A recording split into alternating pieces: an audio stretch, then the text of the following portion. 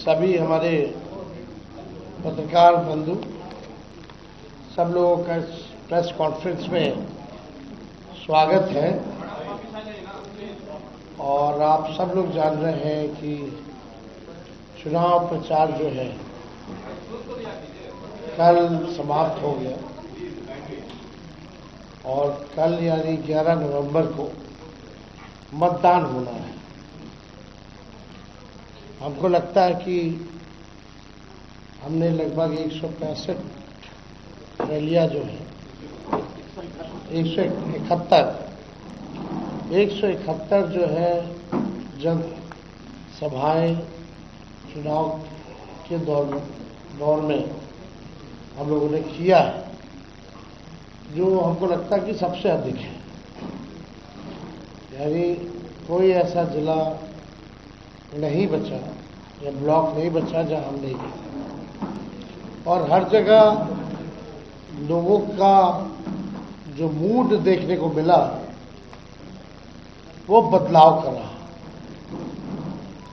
बढ़ चढ़ करके, चाहे कोई जात के भाई हो, कोई वर्ग के हो, कोई धर्म के हो, सब लोगों ने पहले चरण में जो है मतदान किया। और एक ही बात थी कि 20 साल पुरानी जो सरकार है, 20 साल में सबसे ज्यादा गरीबी, पलायन, बेरोजगारी, ना कारखाना, ना फैक्ट्री, ना उद्योग, ना धंधा, सबसे ज्यादा पलायन, शिक्षा चिकित्सा चौपट प्रति व्यक्ति आय में सबसे पीछे बिहार।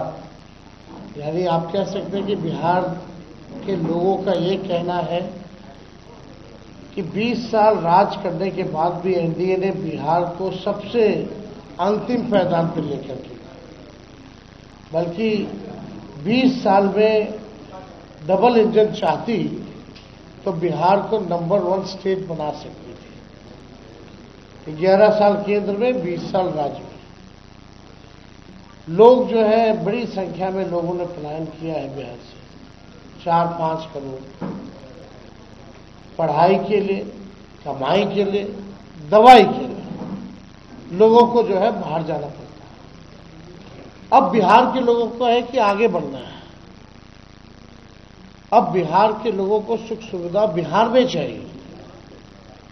कोई परिवार बिछड़े ना, केवल होली और छठ में ना मिले, बल्कि जिंदगी भर जो है साथ रहे। और बिहार में पढ़ाई, दवाई, कमाई की व्यवस्था हो, उद्योग धंधे, फैक्ट्री लगे, फूड प्रोसेसिंग यूनिट लगे, लोग अब ये चाहते हैं। इसलिए मेरा कहना है कि 171 जो हम लोगों ने रैलियां की पूरे बिहार में, एक सुर से एक आवाज आ रही थी कि इस बार बदलाव चाहते हैं, परिवर्तन चाहते हैं। और पहले चरण में भी लोगों ने इस आधार पर वोट किया। अब आपको हम बताना चाहेंगे कि बिहार के लोग जो है इस बार इतिहास रचने जा रहे हैं और इस बार नौकरी वाली सरकार लाने जा रहे हैं, कलम राज को लाने जा रहे हैं। अब बिहार केवल सुर्खियों में नहीं रहेगा, बल्कि अब बिहार सफलताओं में गिना जाएगा। बिहार जो है सबसे विकसित राज्य जो है वो बनेगा। 20 सालों में केवल सुर्खियों में रहता है, सफलताओं में कहीं आप देख लीजिए।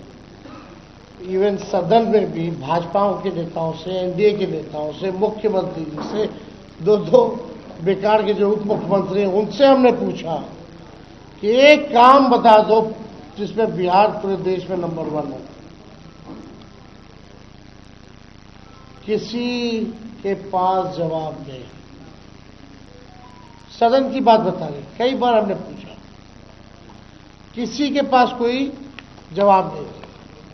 लेकिन अब जो है 14 तारीख के बाद बिहार जो है सफलताओं में गिना जाएगा, सबसे विकसित राज्यों में बिहार जो है गिना जाएगा। जहां फूड प्रोसेसिंग यूनिट्स लगेंगे, जहां एग्रो बेस्ड इंडस्ट्री लगेगी, जहां पढ़ाई, दवाई, कमाई, सिंचाई की अच्छी व्यवस्था होगी, जहां आईटी हब होगा, एजुकेशनल सिटीज होंगे, सुपर स्पेशलिटीज हॉस्पिटल बनेंगे और किसी बिहारी भाई को दूसरे राज्य ना जाना पड़े, ऐसा बिहार जो है हम लोग बनाएंगे।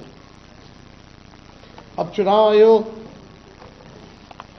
से कई हमारी सवाल हैं जो हम पूछना चाहते हैं। हालांकि आप लोगों ने तो सराय रंजन या समस्तीपुर का देखा ही होगा कि पर्चियां जो है किस हिसाब से वीवीपैट का फेंका हुआ था। इसमें कई लोग सस्पेंड भी हुए हैं बाद में, जब हम लोगों ने आवाज उठाई तब लोग डरे हुए हैं, सत्ता में बैठे लोग घबराए हुए हैं।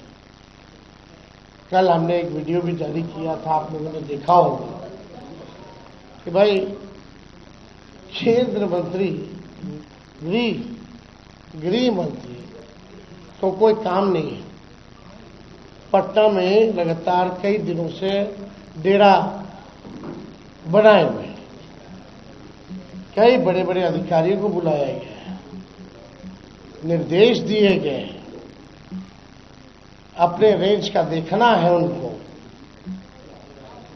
कहां डिस्टर्ब करना है, किन किन व्यक्तियों को चुनाव से पहले उठाना है। मतलब सीएम हाउस से भी एकाध रिटायर्ड अधिकारियों द्वारा लगातार फोन जा रहा है बड़े बड़े जिला के अधिकारियों को, रेंज वाले जितने अधिकारी हैं, बुलाया जा रहा है, निर्देश दिया जा रहा है। तो ये बौखलाहट बताती है कि ये लोग जाने वाले हैं। हम लोगों की पैनी नजर है, जनता एक पांव पे खड़ी है। हम तो चाहेंगे कि जितने अधिकारी, सूचना हमको उन्हीं अधिकारियों से मिली है जिनको ये निर्देश दिए गए हैं। तो हम तो कहना चाहते भाई, जनता एक पांव पे खड़ी है। संविधान का जिन लोगों ने शपथ लिया है, न्यायपूर्ण काम करें, दबाव में ना करें, वरना इस बार जनता जो है मुंहतोड़ जवाब देगी। सब लोगों की नजर है अधिकारियों पर, प्रशासन पर। जनता सजग है, सब लोगों पर जो है नजर डालेगी। बात अब देखिए इलेक्शन कमीशन, पहला चरण का मतदान कब हुआ? 6 नवंबर को। आज हम बैठ के पीसी कर रहे हैं 10 नवंबर को। 4 दिन बाद भी आंकड़े जो है सार्वजनिक नहीं किए गए हैं कि पुरुष ने कितने मतदान किए और महिलाओं ने कितने मतदान किए। कोई भी ऑफिशियल आंकड़ा नहीं आता। पहले भी मैनुअली, पहले के जमाने में तो उसी दिन उसी समय बता देता था मैनुअली। आजकल तो टेक्नोलॉजी का जमाना है, फिर भी ये आंकड़ा क्यों छुपाया जा रहा है, सबसे बड़ा मेरा प्रश्न है। 4 दिन हो गया, यानी आप समझिए, मान लीजिए 11 को अगर वोटिंग है और 14 को रिजल्ट है, तो आपको 14 तक पता ही नहीं चलेगा कि कितने पुरुष और महिलाओं ने वोटिंग की। This is a joke. कितना टेक्नोलॉजी का जमाना है, एआई का जमाना है। ये बताओ, अमित शाह और मोदी जी के राज में इलेक्शन कमीशन ठप हो गया है।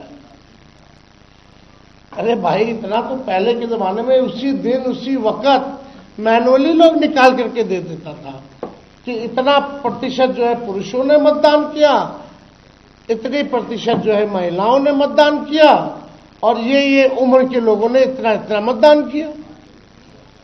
आप मीडिया के लोग यहां हैं, विद्वान लोग हो, जरा बताइए, आप लोगों की जानकारी में है क्या ये? कहीं भी ऑफिशियली ये बात आई है? Where is election commission? मतलब भाजपा जितना पाप करेगा, सब पे पर्दा इलेक्शन कमीशन डालेगा। भाजपा पाप करता रहे, इलेक्शन कमीशन उसका पाप धोता रहे। इलेक्शन कमीशन टूल बन गया, लग रहा मर गया। ये तो सिंपल सी बात है भाई। विदेशों में कितना देश का नाम बदनाम करेंगे। विदेशी पत्रकार भी अगर पूछेंगे भाई कितना रेशियो है, 4 दिन हो गया चुनाव को, अब तक नहीं आया, तो देश का तो मजाक उड़वा रहे हैं लोग। तो हम तो जानना चाहेंगे कि भाई जल्द से जल्द दे दो। ऐसा जो आप लोगों का रफ्तार है, लग नहीं रहा कि दूसरा फेज वाले का पता भी चल पाएगा कि कितना रेशियो में किसने किसने कितना मतदान किया। आपको हम बता दें कि सीसीटीवी लगातार जो है कई जगह जो है जो स्ट्रांग रूम का वो जो है बंद आ रहा है। उसमें हमारे पार्टी के लोग सजग हैं और कहीं भी कुछ आता है तो हम लोग कंप्लेन भी करते हैं। लेकिन ये बार बार लगभग हर जगह जो है स्ट्रांग रूम का जो सीसीटीवी है वो बंद हो जा रहा है। आखिर क्या कारण? इसमें चुनाव आयोग को जो है सफाई देने की जरूरत है।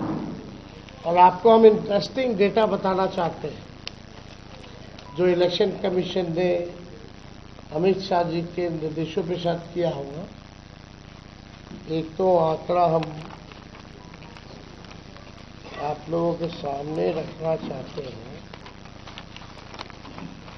ये आंकड़ा भाजपा या एनडीए शासित इन राज्यों से आए हैं जवान।